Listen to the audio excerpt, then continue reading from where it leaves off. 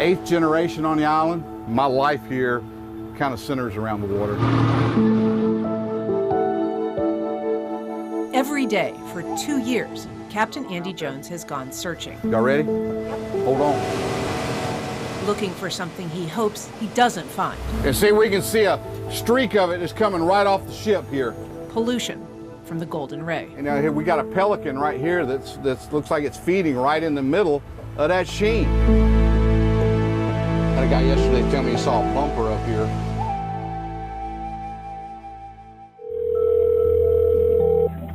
Where's your emergency? The cargo ship just flipped over in the channel. The moment the Golden Ray capsized, the clock started ticking. By law, its owner had just 6 hours to get an emergency salvage crew on site, stabilize the wreck, and prevent catastrophe. At first, environmental concerns took a backseat to life and death. The stakes were high. 20 crew members were rescued quickly, but 4 remained trapped. With temperatures inside the ship reaching 150 degrees, salvage crew Don John Smith cut through the hull to get the men water, food, and eventually a ladder to escape. Woo! Yeah! Schmidt is probably the best salvage company in the world. Captain John Conrad, master mariner, author, and founder of the maritime blog gcaptain.com, says there's good reason ship owners are required by federal law to have an emergency salvage company under contract. It's an emergency. You got to understand, the longer it's there, the harder it gets, and you have to continue those services until the job's done. In this case, that didn't happen. Rather than let Don John Smith conduct the salvage, the project was put out to bid. Pretty much illegal, but the Coast Guard has overriding authority. Coast Guard went up to the commandant. Somehow they got an exception to this rule. That rule is OPA 90. OPA 90 stands for the Oil Pollution Act of 1990.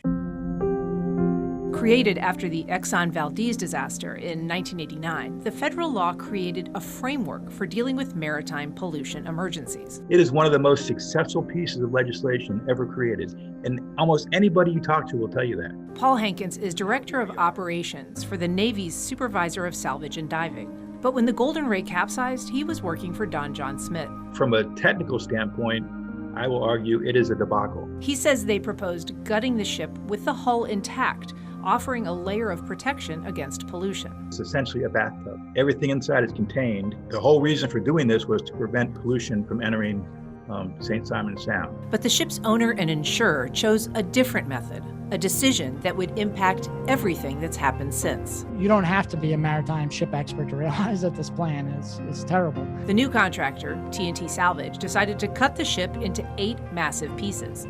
But this was a car carrier, so it's not just the oil and the truck. They were cutting through cars, so gas tanks, antifreeze lines, hydraulic lines. It's a conglomeration of all the that you put in your car.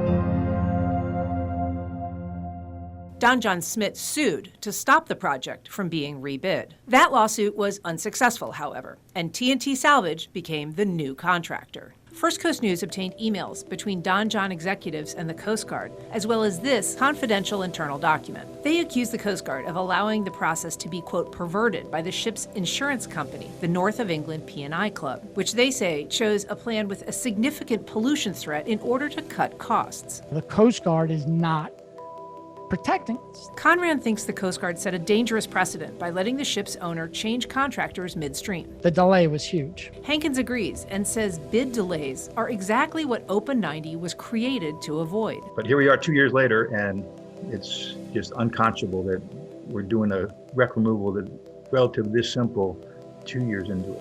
The P&I Club insists that its role in the salvage operation is limited. A representative told First Coast News, quote, most of what is happening is being dictated by the Coast Guard, and the ultimate decision makers are the federal and state authorities. TNT Salvage referred questions to the Unified Command under the Coast Guard. In a statement, the agency said the project ceased being a salvage operation back in October 2019, when the ship and its 4,200 vehicle cargo was declared a total loss. The statement says the current approach fit the safety, environmental protection, and port functionality priorities, and noted an environmental barrier was built to contain contaminants. To suggest a faster way was possible and fit our priorities, the statement said, is speculation at best. The Coast Guard declined an on-camera interview at this time, noting the project is in the middle of a particularly challenging cut. The project has been delayed by COVID, in addition to one massive fire and at least 2 significant oil spills. It's also on track to be the most expensive ship salvage operation in history. Initially projected to cost between $100 and $200 million, it is now expected to top $1 billion.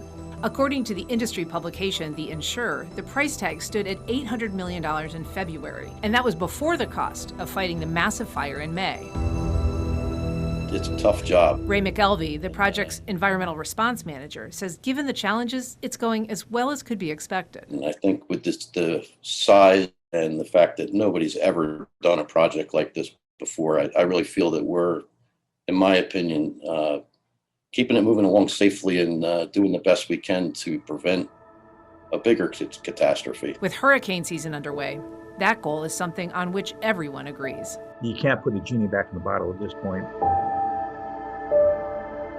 The best case scenario we can hope for now is the ship is removed as quickly as safety will allow. Ann Schindler, First Coast News, on your side.